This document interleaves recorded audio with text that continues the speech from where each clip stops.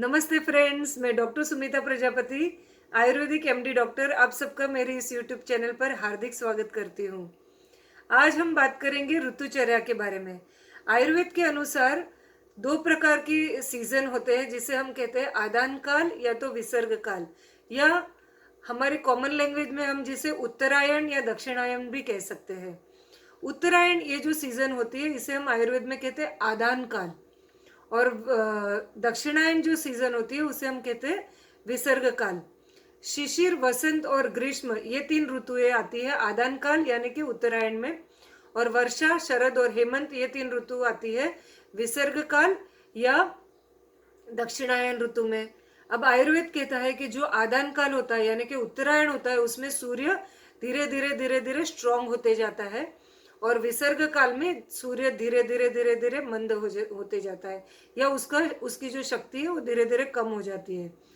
तो आदान काल जो होता है, ये जो 6 महीने भगवान ने हमें दिए हैं, ये 6 महीनों में हमारे शरीर की जो ताकत है या हमारा बल है वो धीरे धीरे धीरे घटते जाता है, और विसर्ग काल में हमारा जो बल या शक्ति या स्ट्रेंथ है वो धीरे धीरे बढ़ता है।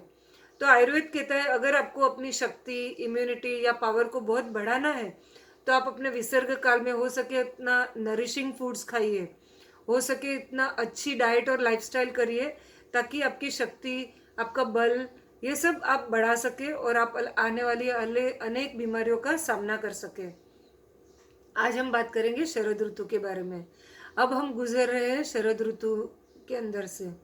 आयुर्वेद कहता है शरद ऋतु ये जो ऋतु है, इसमें वायु, जो भी वर्षा ऋतु में बढ़ा हुआ वायु होता है, यानी कि गए वीडियो में मैंने जैसे आपको बताया कि वर्षा ऋतु में वायु का प्रकोप होता है, वही वायु धीरे धीरे शरद ऋतु में कम कम होकर शांत हो जाता है। परंतु जो पित्त का एक्यूमुलेशन या संचय वर्षा ऋतु में हुआ रहता है, वो पित्त शरद ऋतु में प्रकोप हो जाता है, यानी बढ़ने लगता है।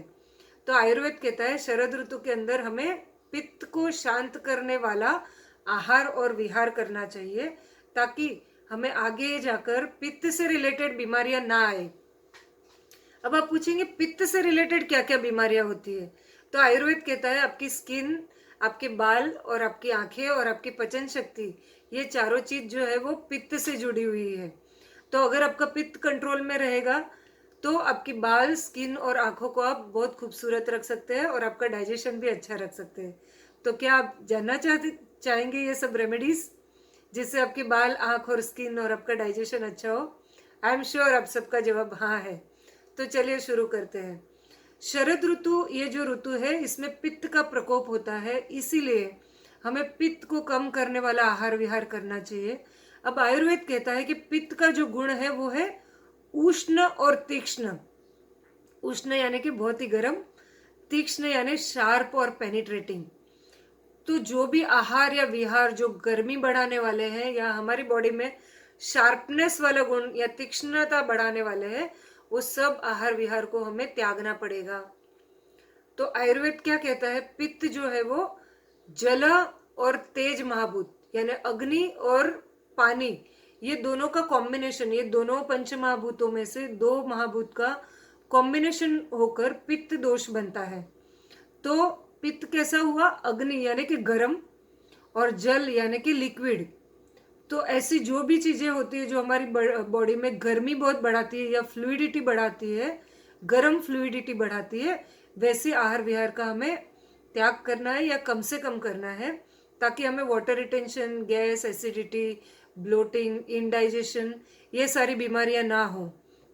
और हमें आहार में हो सके उतना मधुर, तिक्त और कषाय यानी कि स्वीट